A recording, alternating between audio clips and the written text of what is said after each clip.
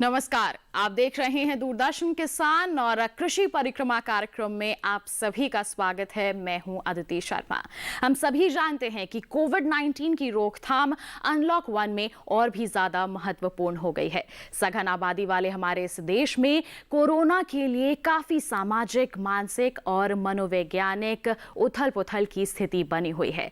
लेकिन शुरुआत से ही हमारे प्रधानमंत्री ट्रैकिंग, ट्रेसिंग, टेस्टिंग और आइसोलेशन के मंत्र की पैरवी कर रहे हैं और इसी दिशा में हमारे देश के विभिन्न संस्थाएं, विभिन्न मंत्रालय भी कार्यरत हैं और इस अभियान को सफल बनाने में पुरजोर कोशिश कर रहे हैं। और इसके साथ ही बहुत ही ज्यादा योगदान है, जो महत्वपूर्ण योगदान है वो है हमारे कोरोना वीरों का भी। आप सोच रहे होंगे हम कोरोना के बारे में इतनी चर्चा क्यों कर रहे हैं, इसका व्याख्यान क्यों कर रहे हैं? क्योंकि हम आपको दिखाने वाले हैं एम्स के पूर्व निदेशक क्या कह रहे हैं कोरोना को लेकर, इसकी रोकथाम को लेकर। आइए दिखा देते हैं आपको इसके महत्वपूर्ण अंश। क्योंकि आप इसके माहिर हैं, एक्सपर्ट हैं, इसका साइकिल कब तक खत्म होने की उम्मीद करें, इसका वैक्सीन में जो भी रिसर्च जहाँ जहाँ हो रही हैं वो उसका क्या स्टेटस है, कब तक ये मान लें कि भाई ये देश या दुनिया इस वबा से, इस वायरस से मुक्त हो सकेगी। देखिए, जैसे आपको भी पता है, सभी को पता है कि इसका कोई डेफिनेट इलाज नहीं है, अभी तक नहीं है। और जैसे हाइड्रोक्सीक्लोरोक्विन की बात आई तो वो अगर शुरू में ही ले लें, प्रिवेंशन के लिए भी थोड़ी सी उसमें इफ़ेक्टिवनेस है उसकी, और शुरू में जैसे इन्फेक्शन हो ले लें तो उससे शायद इन्फेक्शन सिवियर नहीं होगा।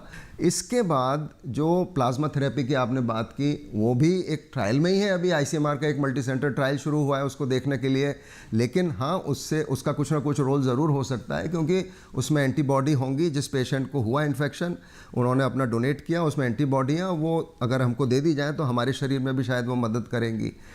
अब वैक्सीन की जो स्थिति मैं समझता हूँ, इतना आसान नहीं है वैक्सीन का आना। आम तौर पे कोई भी वैक्सीन हम हिस्टोरिकली देख लें, इतनी vaccines I over a period of last 50-60 years, और भारत में तो वैक्सीन 70% दुनिया की वैक्सीन भारत में बनती है। इसके भारत में ऑलरेडी 10 से 11 म्यूटेशंस देखने में आए हैं। तो प्रयत्न ज़रूर बहुत कसके हो रहे हैं, भारत में भी हो रहे हैं, अमेरिका में हो रहे हैं, चाइना में हो रहे हैं, इज़राइल में हो रहे हैं, ब्रिटेन में हो रहे हैं, और कुछ ट्रायल्स भी शुरू हुए हैं एनिमल ट्रायल्स में। जब एनिमल ट्रायल में कामयाबी हो जाती है, उसको फिर 10 लोगों में पहले दे के देखते हैं, फिर वेट करेंगे कि एंटीबॉडी बनी कि नहीं बनी, उसके बाद फिर 40 लोगों में देंगे, फिर 100 लोगों में देंगे, 500 में देंगे, तब जाके वैक्सीन का कुछ जो आता है वो पता लगता है। तो इसमें मिनिमम भी मैं कहूँ, अगर जिस विगर के साथ लोग लगे हुए हैं इसमें, तो इस पेंडेमिक में तो वैक्सीन काम नहीं आएगी। आगे आने वाले समय के लिए 2021 लेट 21 तक आ जाए तो भी आप बहुत समझिएगा, अगर इसकी वैक्सीन कोई आ भी जाए। अब जो एपिडेमियोलॉजिस्ट और पब्लिक हेल्थ एक्सपर्ट्स का मानना है कि हमारा जो पीक है वो जुलाई में हो जाएगा, जुलाई एंड अर्ली अगस्त, और सितंबर तक इसमें हमें फिर इसमें कुछ प्लेटो और नीचे कर्व नीचे आ जाएगा, डिक्लाइन फॉर्म में चला जाएगा। There may be a second peak in winter, नवंबर में हो सकती है, बट हो सकता है वो इतनी सिवियर ना हो। बाय दैट टाइम हो सकता है हमारी 30 से 40% लोग वैसे ही हर्ड इम्यूनिटी में शामिल हो जाएं और उससे हमको उसका फ़ायदा मिल जाए। डॉक्टर साहब, ये अभी हमने देखा कि अब हमारे यहाँ ठीक होने वाले लोगों की संख्या ज़्यादा है, जो एक्टिव केसेस हैं यानी मरीजों की संख्या कम है, और जो ठीक हो रहे हैं उनकी संख्या बहुत ज़्यादा है। इस चीज़ को ध्यान में रखते हुए आप क्या भविष्य देखते हैं कि हम भारत का? बिल्कुल, अब जो एक्टिव केसेस भी हैं उसमें भी ज़्यादातर लोग ठीक ही होने हैं। अब ठीक होने की प्रक्रिया इसकी थोड़ी सी लंबी है, हमें 14 दिन का इंतज़ार करना पड़ता है ठीक होने के लिए। तो जो आज कल पॉजिटिव मिला है, आप 10 दिन जोड़ दीजिए, उसमें 14 दिन जोड़ दीजिए, तब तक हमें इंतज़ार करना पड़ेगा उसका ठीक होने का। तो जितने संक्रमित हैं वो ज़्यादातर ठीक ही होने हैं, जिनको एक्टिव इन्फेक्शन है वो ज़्यादातर ठीक होंगे। एक तो होती है पैनिक, एक होता है थोड़ा सा प्रिकॉशन ले लें, डर है प्रिकॉशन ले लें। तो लोगों को प्रिकॉशन बहुत ज़रूरी है, बहुत ब्रेवरी ना दिखाएं, और अपना जो भी फिज़िकल डिस्टेंसिंग, सोशल डिस्टेंसिंग जो कर सकते हैं, अभी पार्टीज़ ना करें, गेट टुगेदर्स ना करें, और बाहर जाएं तो बहुत जितना ज़रूरी है उतना ही टाइम व्यतीत करें बाहर, चाहे सब्ज़ी खरीद रहे हों, ग्रोसरी खरीद रहे हों, कहीं भी जाएं। पब्लिक ट्रांसपोर्ट अवॉइड करें अभी भी, और घर आके पूरे एहतियात बरतें, और घर पे अगर कोई किसी को संक्रमण है तो अपना भी मास्क लगाएं, उसको भी लगाएं। ज़्यादातर लोगों को बुखार होगा, कम होगा, तेज़ होगा, गले में खराश से शुरू होगा, और उसके बाद कुछ लोगों में लंग में, चूँकि ये एरोडाइजेस्ट उसमें रेस्पिरेटरी ट्रैक्ट का वायरस है, तो लंग्स में जाके वहाँ पे जहाँ एल्विलाई और एयर एक्सचेंज होता है वहाँ इन्फ्लेमेशन कर देता है। तो वहाँ पे अगर वो इन्फ्लेमेशन, वायरस का लोड ज़्यादा है तो वहाँ पे फ्लूइड जमा हो जाता है, जिससे वो सॉलिड हो जाते हैं एल्विलाई, और फिर ब्रीथ नहीं कर पाते, ऑक्सीजन एक्सचेंज नहीं होता है, तो उससे फिर सांस फूलती है, फिर वेंटिलेटर की ज़रूरत पड़ती है। अदरवाइज़ वो ऑक्सीजन से ही ठीक हो जाते हैं ज़्यादातर लोग। तो इसमें पैनिक करने की ज़रूरत नहीं है। ज़्यादातर लोग अपना इंतज़ाम खुद घर पर कर सकते हैं, अपने को आइसोलेट करके और लोगों से डिस्टेंस बना के घर में, चाहे जितना क्लोज हो, आपका बेटा हो, बेटी हो, वाइफ हो, हस्बैंड हो, वो करना पड़ेगा, और ज़्यादातर लोग ठीक हो जाएंगे। अच्छी बात यह है कि ज़्यादातर लोग ठीक हो रहे हैं। तो जाना आपने कि कोरोना की रोकथाम के लिए क्या कहना है एम्स के पूर्व निदेशक का। आइए इसी के साथ बढ़ते हैं आगे, और अब कार्यक्रम के इस भाग में आपको बताते हैं कि हमारे पुस्तक समीक्षक कौन सी पुस्तक या फिर कहें कि पत्रिका की समीक्षा कर रहे हैं हमारे इस कार्यक्रम के भाग में। तो इस बार की जो हमारी पत्रिका है, खेती मासिक पत्रिका, उस पर विस्तार से जानकारी देने के लिए हमारे साथ आईसीआर की असिस्टेंट एडिटर श्रीमती सुनीता अरोड़ा जी जुड़ गए हैं, और उन्हीं से हम विस्तार से चर्चा कर लेते हैं। सुनीता मैम, बहुत बहुत स्वागत है आपका हमारे कार्यक्रम कृषि परिक्रमा में। आपसे जानना चाहेंगे उस पुस्तक के बारे में, इसके लेखक कौन हैं और साथ ही क्या उद्देश्य है और कब इसकी शुरुआत की गई थी। हमारे देश में कृषि साहित्य में खेती की पत्रिका का महत्वपूर्ण स्थान है। ये पत्रिका 1948 से लगातार प्रकाशित की जा रही है। 73 वर्षों से हम आईसीआर द्वारा नियमित रूप से इस पत्रिका का प्रकाशन किया जा रहा है। इसमें खेती, पशुपालन, मुर्गी पालन, मछली पालन, खेती और संबंधित सभी विषयों के बारे में जानकारी दी जाती है। लगभग 73 वर्षों से इसका हम प्रकाशन कर रहे हैं, और हमारे 100 से ज्यादा कृषि संस्थान है जिसके वैज्ञानिक इस पत्रिका में नियमित रूप से लेख लिखते हैं। किसान उपयोगी ये पत्रिका है, और इसका हम समय समय पर विशेषांक भी प्रकाशित करते हैं सामयिक मुद्दों पर, जैसे पोषण विशेषांक है, कृषक आय दुगना विशेषांक है, और हमारा रोग विशेषांक है, गन्ना विशेषांक है। उसी कड़ी में अब हमने एक और नया विशेषांक पर्यावरण दिवस पर प्रकाशित किया है, पर्यावरण विशेषांक। ये हमारा विश्व पर्यावरण दिवस पर ही पर्यावरण विशेषांक।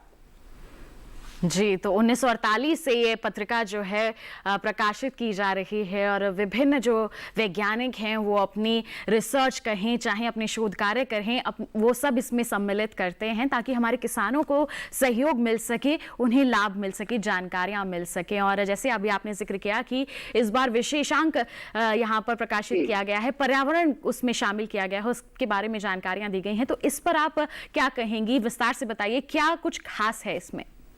वैश्विक तापमान बहुत बड़ा प्रभाव पड़ रहा है। तो वैश्विक तापमान बढ़ने से इस कृषि, पशुपालन और मछली पालन, इन सभी मुद्दे प्रभावित हो रहे हैं। इस कारण हमारे जो है ना फसलों को नुकसान पहुंच रहा है, हमारे दैनिक जीवन में भी हम पर असर पड़ रहा है। तो फिर इन विषयों के बारे में हम अपने किसानों को जागरूक करना चाहते हैं। तो उनको जागरूक करने के लिए और उनके नुकसान को कम करने के लिए इस विभिन्न विषयों पर इसमें लेख प्रकाशित किए गए हैं। इनमें है उन्नत किस्में, व्यवसायिक किस्में, क्लाइमेट चेंज, इस बारे में हमने लगातार इसमें लेख प्रकाशित किए हैं। आप जानते हैं कि विश्व पर्यावरण दिवस 5 जून को वैश्विक स्तर पर मनाया जाता है। उन विभिन्न मुद्दों को लेकर, पर्यावरण पर मंडराते हुए खतरे को लेकर हम इसमें विशेषांक लेकर आए हैं, जिसमें सामयिक मुद्दों के बारे में चर्चा की गई है। जैसे क्लाइमेट स्मार्ट एग्रीकल्चर है, विभिन्न व्यावसायिक फसलें हैं, उन्नत फसलें हैं, फसल अपशिष्ट का कैसे निपटारा करें, इस तरह के हमने सामयिक मुद्दों के बारे में चर्चा की है। तो जैसा कि अभी आपने बताया कि 1948 से शुरुआत की गई थी इस पुस्तक की और तब से लगातार अब तक इसे हर वक्त हर बार इसको प्रकाशित किया जाता है। कृषि से संबंधित इसमें विशेष जानकारियां सम्मिलित की जाती हैं और जैसे अभी आपने जिक्र किया कि इस बार पर्यावरण विशेषांक प्रकाशित किया गया है, तो इसमें क्या कुछ खास है, इसके बारे में क्या कहेंगे आप? हम सब देख रहे हैं कि जलवायु परिवर्तन के कारण वैश्विक तापमान बढ़ रहा है, जिसका हम सबके जीवन पर बहुत असर पड़ रहा है। इसी तरह पशु, जल जीव पालन, फसलों पर भी इन चीजों का असर पड़ रहा है। अब फसलों, जल जीव पालन, पशुपालन पर इस असर को कम करने के लिए, किसानों के नुकसान को कम करने के लिए और किसानों को जागरूक करने के लिए हमने पर्यावरण विशेषांक का प्रकाशन किया है। इसमें हम जो है ना सामयिक मुद्दों के बारे में चर्चा की गई है। इसमें व्यावसायिक फसलों, उन्नत फसलों, कम जल में फसलों, जल्दी तैयार होने वाली फसलों के बारे में पर्याप्त हमने जानकारी दी है। जी, तो ये तमाम जानकारियां जो हैं इसमें सम्मिलित की गई हैं और हमारे किसानों को जाहिर तौर पर हम कह सकते हैं कि जानकारियां मिलेंगी, जागरूक होंगे वो, अगर पर्यावरण के लिहाज से भी अगर हम बात कर लेते हैं तो इस पुस्तक से हमारे किसानों को और किस तरह के लाभ मिल सकते हैं और अगर ये पुस्तक हमारे किसान लेना चाहते हैं तो कहां से ले सकते हैं? इसमें वानगी के तौर पर मैं बताना चाहूंगी कि हमने बहुत सारे लेखों को शामिल किया है, जैसे क्लाइमेट स्मार्ट एग्रीकल्चर है और फसल अवशेषों का पर्यावरण संतुलन में उपयोग है, व्यावसायिक फसलें हैं। इन चीजों के बारे में तमाम जानकारी दी गई है। फिर जलवायु परिवर्तन का वैश्विक खतरों के बारे में इसमें जानकारी दी गई है, जैसे कोरोना वायरस से खेती को कैसे बचाएं, ये दिया गया है। जैव विविधता का दुष्प्रभाव क्या पड़ रहा है खेती पर, दुनिया पर, उसके बारे में विभिन्न जानकारी दी गई है। इस तमाम जानकारी का हमने पर्यावरण विशेषांक में जिक्र किया गया है। आप जानते हैं कि 5 जून को पर्यावरण दिवस होता है, तो इस पर्यावरण के विशेषांक में हमने इन तमाम चीजों को समेटा है। फिर इसके अलावा हमारे नियमित स्तंभ है कुछ इसमें, जैसे अगले माह खेतों में, जिसमें हम जो है ना व्यावसायिक फसलों के बारे में, उन्नत किस्मों के बारे में, समयबद्ध कृषि कार्यकलापों के बारे में, तुड़ाई, भंडारण और बाजार, फसल को बाजार ले जाने से संबंधित और उचित मूल्य दिलाने तक की तमाम जानकारी और टिप्स शेयर करते हैं। इसके अलावा हमारा एक नियमित स्तंभ है खबरें देश विदेश की, जिसमें देश विदेश में कृषि से संबंधित तमाम जानकारी दी जाती है और इस तरह से हमारी ये पत्रिका पूरी तरह से गागर में सागर समेटे हुए हैं। तो अभी आपने इस पुस्तिका के बारे में हमें विस्तार से जानकारी दे दी कि इस तरह से हमारे किसानों के लिए जागरूकता ला सकती है। आपसे जानना चाहेंगे एक और सवाल उपलब्धता के बारे में और साथ ही इसका मूल्य कितना रखा गया है? 60 से 80 पेज की संपूर्ण रंगीन पुस्तिका का मूल्य सिर्फ 30 रुपए है जी। और 1 साल का वार्षिक सदस्यता शुल्क सिर्फ 300 रुपए है, जिसमें डाक खर्च शामिल। 1 साल की सदस्यता लेकर आप इसको घर पे मंगवा सकते हैं और मंगवाने का पता है व्यवसाय प्रबंधक, कृषि ज्ञान प्रबंध निदेशालय, अनुसंधान भवन 1, पूसा गेट, नई दिल्ली 12। इसके अलावा हम इस पत्रिका को अपनी वेबसाइट पर भी अपलोड करते हैं। उसके लिए आपको हमारी वेबसाइट ICR.org.in पर जाना होगा, उसमें पब्लिकेशन को क्लिक करना होगा। तो आप पब्लिकेशन के पर जाने के बाद वहां पर देख सकते हैं कि पुस्तक जो है अपलोड की गई है और वहां से आप उसके बारे में और जानकारी भी ले सकते हैं। तो बिल्कुल सुनीता जी, बहुत बहुत धन्यवाद देना चाहेंगे आपका। आपने इतनी महत्वपूर्ण जानकारियां हमारे दर्शकों के साथ साझा की है। इतनी अच्छी पुस्तक है और मैं उम्मीद करती हूँ हमारे किसान भाई बहन इससे जरूर लाभान्वित होंगे। बहुत बहुत धन्यवाद आपका। तो जान लिया आपने इस पुस्तक के बारे में विस्तार से कि कितनी महत्वपूर्ण साबित हो सकती है, मददगार साबित हो सकती है ये आपके लिए अगर आप इसको ले लेते हैं, इसकी खरीदारी कर लेते हैं। मात्र 30 रुपए इसका जो मूल्य है वो रखा गया है। तो हम उम्मीद करते हैं कि इस जानकारी से आप जरूर लाभान्वित होंगे। इसी के साथ कार्यक्रम में वक्त चला है एक छोटे से ब्रेक का। आप कहीं मत जाइए, देखते रहिए हमारा कार्यक्रम और बने रहिए दूरदर्शन किसान पर।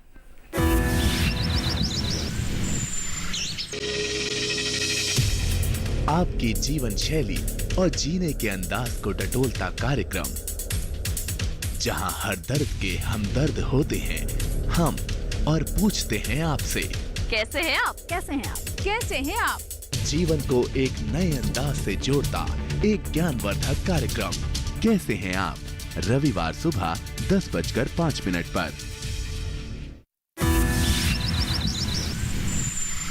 ब्रेक के बाद कृषि परिक्रमा कार्यक्रम में आप सभी का फिर से स्वागत है। अब कार्यक्रम में वक्त है कृषि शिक्षा का, जिसमें आज हम जिक्र करने वाले हैं एक ऐसे कोर्स के बारे में जिसके बारे में लोगों को कुछ कम ही जानकारी है। जी हाँ, ये कोर्स है बीटेक डेयरी टेक्नोलॉजी का। इसके बारे में विस्तार से चर्चा के लिए आइए हम आपको दिखा देते हैं ये कुछ खास झलक। तो इस वक्त हमारे साथ जुड़ चुके हैं संपादक ICAR श्री अशोक सिंह जी। आइए उन्हीं से बातचीत कर लेते हैं कि बीटेक, अगर हम डेयरी टेक्नोलॉजी की बात करते हैं तो ये कोर्स कितना महत्वपूर्ण है, कैसे हमारे युवाओं को ये एक अच्छा भविष्य, अच्छे रोजगार के अवसर प्रदान कर सकता है। अशोक सिंह जी, बहुत बहुत स्वागत है आपका कार्यक्रम कृषि परिक्रमा में। सबसे पहले तो आपसे इस कोर्स के बारे में जानना चाहेंगे। जी, आपसे कोर्स के बारे में जानना चाहेंगे, इसकी महत्ता के बारे में समझना चाहेंगे, क्या कहेंगे इसको लेकर आप? नहीं, बिल्कुल। पहले मैं आपको ये दर्शकों को ये बताना चाहूंगा कि उनके लिए बड़ी अजीब सी अजूबा ही होगी कि एग्रीकल्चर साइंस में या इंजीनियरिंग का कोर्स, तो ये अधिकांश लोगों को ये इसके बारे में शायद पता भी नहीं होगा। तो ये मैं इस कोर्स के बारे में इसीलिए हम लोग इस बात बता रहे हैं, जैसे कि जो लोग इंजीनियरिंग में जाना चाहते हैं उनके लिए एक अच्छा विकल्प हो सकता है बीटेक डेयरी टेक्नोलॉजी। और इस कोर्स की पहले इंपॉर्टेंस थोड़ी सी मैं बताना चाहूंगा दर्शकों को कि हमारा देश जो है विश्व में सर्वाधिक दूध उत्पादन करने वाला देश है और लगभग 20 साल से शीर्ष पर बना हुआ है। दूध उत्पादन हम लोग करते हैं और 8 करोड़ से ज्यादा लोग इस व्यवसाय में लगे हुए हैं और दुनिया भर का लगभग 22% दूध जो है वो हम लोग उसका उत्पादन करते हैं। तो आप समझ सकते हैं कि इस क्षेत्र में कितनी संभावनाएं हैं रोजगार की, करियर बनाने की और जो हमारे युवा उनके लिए भविष्य बनाने की। तो इसीलिए ये जो कोर्स है इसके बारे में हम लोग आज बात कर रहे हैं। ये कोर्स अगर आप चाहें तो आप जैसे आप प्रश्न पूछते जाएंगे मैं उसी हिसाब से और आगे मैं बताता जाता हूँ। जी, तो काफी लोगों को, जैसे आपने जिक्र किया, कि जानकारी ही नहीं है इस कोर्स के बारे में कि अगर हम बात करें कृषि के क्षेत्र की तो उसमें भी एक इंजीनियरिंग का कोर्स हो सकता है, डेयरी टेक्नोलॉजी में बीटेक कर सकते हैं हमारे युवा। तो इसके लिए सबसे पहले हम शुरुआत कर लेते हैं कि एलिजिबिलिटी क्या होगी और किस तरह से इसमें प्रवेश किया जा सकता है।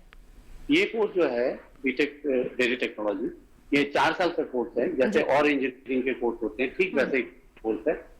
और डेयरी टेक्नोलॉजी के डिप्लोमा कोर्सेज भी हैं हमारे देश में, लेकिन हम लोग यहाँ पर हमारी जो बातचीत है वो जो डिग्री लेवल का कोर्स है उसके बारे में बात कर रहे हैं। इसमें एडमिशन के लिए सबसे पहले तो 10+2 में साइंस होना चाहिए जी। और इसके बाद एक एंट्रेंस एग्जाम होता है जिसका आयोजन ICAR, Indian council of agriculture research करता है और वो LTA के द्वारा किया जाता है। NTA जो एग्जाम इसका इसको कंडक्ट किया जाता है। NTA मतलब नेशनल टेस्टिंग एजेंसी जी। तो हर साल लगभग इसी समय एग्जाम कंडक्ट होता है। इस बार कोरोना के कारण रजिस्ट्रेशन वगैरह में काफी डिले हो गया, तो 30 जून तक इसके लिए आवेदन जो लोग इच्छुक हैं वो कर सकते हैं। और अभी एग्जाम की डेट अनाउंस नहीं हुई है जी, अभी समय है, अभी 30 जून जैसे मैंने बताया। तो अभी जब वो अप्लाई कर सकते हैं, ऑनलाइन अपना अप्लाई करने का प्रोविजन है। और उसकी जो वेबसाइट है वो है www.nta.ac.in, जिसके ऊपर वो लोग वहां पर उनको इस एग्जाम के बारे में जानकारी मिल सकती है, क्या पैटर्न है उसके बारे में जो जानकारी वो मिल सकती है और कब एग्जाम होगा शायद उसी वेबसाइट पे उनको ये भी बात से पता चले। जी बिल्कुल। तो 30 जून तक अभी आपने कहा कि रजिस्ट्रेशन करवाया जा सकता है और अभी तक इसके एग्जाम डेट के बारे में कुछ निर्णय लिया गया है? नहीं, वही मैं आपको बता रहा हूँ कि पहले ये कोरोना के कारण सब कुछ अनिश्चित हो गया है जी। पहले तो उसके डेट्स वगैरह डिसाइडेड थे और जो उनका ब्रोशर जो उन्होंने इशू किया था उसमें दिया था ये डेट, लेकिन अब चूंकि कोरोना के कारण सब कुछ उथल पुथल हो गया है तो नई डेट क्या होगी वो जब रजिस्ट्रेशन खत्म हो जाएगा उसके 1 आध सप्ताह या 10 दिन के बाद वो अनाउंसमेंट हो जाएगी, किस डेट पर होगा और उसके जो सेंटर्स वगैरह होंगे क्या होंगे वो सब डिटेल आ जाएगी वेबसाइट पर, NTA की वेबसाइट। जी, साथ ही आपसे जानना चाहेंगे अशोक सिंह जी, जैसे अभी हम मौजूदा समय की बात करते हैं तो 10+2 के अभी एग्जाम्स पूरे ही नहीं हुए हैं और अभी रिजल्ट्स भी अभी बाकी हैं, तो ऐसे में क्या स्थिति हो सकती है आगे की अगर हम बात करें तो? नहीं, अभी अप्लाई करने में कोई दिक्कत नहीं है, रिजल्ट जब आएगा तब आएगा जी। वो तो जिस समय एडमिशन का वक्त आएगा उस समय रिजल्ट और नंबर वगैरह देखा जाएगा, लेकिन ये 12th के एग्जाम में कुछ ज्यादा अंक नहीं चाहिए और उसके आधार पर एडमिशन भी नहीं होना। एडमिशन तो जो एंट्रेंस एग्जाम है उसके आधार पर होना है, ये तो क्वालिफाइंग एग्जाम नहीं। तो तब तक ये लोग अपने बच्चे जो हैं ये सीबीएसई वाले जो एग्जाम जो बचे हुए एग्जाम है वो लेंगे नहीं लेंगे, अभी तो उसमें भी काफी कुछ चल रहा है कि वो एवरेज के आधार पर किया जाएगा या जो भी होगा। अब उससे पहले तो अप्लाई करना चाहिए और इस एग्जाम के पैटर्न को देखते उसकी तैयारी पे लग जाना चाहिए। और एग्जाम भी कुछ ज्यादा मुश्किल नहीं होता, 3 घंटे का एग्जाम है जी। एमसीक्यू टाइप का एग्जाम होता है, नेगेटिव मार्किंग है इसमें भी, ये एग्जाम इसको कहा जाता है। उसी के आधार पर जो हमारा इंस्टीट्यूट है आईसीआर का, नेशनल डेयरी रिसर्च इंस्टीट्यूट, वहां पर ये कोर्स कंडक्ट किया जाता है। तो अभी कोई दिक्कत नहीं, अभी तो उनको सबसे पहले एग्जाम की अपनी तैयारी उनके बारे में सोचना चाहिए एंट्रेंस एग्जाम की। तो एंट्रेंस एग्जाम में ऑब्जेक्टिव टाइप क्वेश्चंस आते हैं और उसकी तैयारी कर सकते हैं अभी छात्र, और 12वीं तक का ही जो सिलेबस है वही इसमें शामिल किया जाता है। उसके स्तर पर अगर तैयारी करते हैं तो अच्छे तरह से एंट्रेंस एग्जाम भी दे पाएंगे। और जैसे आपने कहा नेगेटिव मार्किंग भी इसमें होती है, तो इसको ध्यान में रखते हुए ही आगे बढ़कर तैयारी करनी है। तो इस कोर्स की अगर हम बात करते हैं तो क्या क्या विषय इसमें शामिल किए गए हैं, किस तरह की आगे की चलकर अवसर है रोजगार के? ये बहुत अच्छा आपका सवाल है, क्योंकि घुमा फिरा के बात वहीं आती है कि करियर क्या बनेगा जी, किस तरह का रोजगार मिलेगा, किस तरह के जॉब्स मिलेंगे। तो ये जैसे कि मैंने आपको शुरू में इंट्रोडक्शन दिया था, कितनी बड़ी मिल्क इंडस्ट्री हमारे देश में है और इसमें मिल्क प्रोसेस जो फूड्स हैं, प्रोडक्ट्स हैं, उनकी डिमांड किस तेजी से बढ़ रही है। तो ऐसे में जो बड़ी बड़ी कंपनीज हैं, इवन जो मल्टीनेशनल कंपनीज हैं, वो भी इस क्षेत्र में काम कर रही हैं। तो इस क्षेत्र में न सिर्फ प्रोसेसिंग में बल्कि डिस्ट्रीब्यूशन में, इसके अलावा जो बड़े बड़े जो फॉर्म्स हैं डेयरी वाले वहां पर, और जो मिल्क के प्रोडक्ट्स वाले उनकी मार्केटिंग में, तो तमाम तरह के अवसर हो सकते हैं। मतलब कोई भी ऐसा अवसर ऐसा नहीं है, क्योंकि मिल्क ऐसी चीज है क्योंकि हर घर में जाना ही जाना है। तो इसकी मांग आने वाले समय में बढ़ेगी, क्योंकि विश्व में जितना पर कैपिटा जो मिल्क का कंजम्पशन है उसकी तुलना में थोड़े कम है अभी। वो जब उसके बराबर पहुंचेंगे तो जाहिर है कि डिमांड बढ़ेगी, इसका कारोबार बढ़ेगा, और भी कंपनीज आएंगी तो रोजगार के अवसर बढ़ेंगे।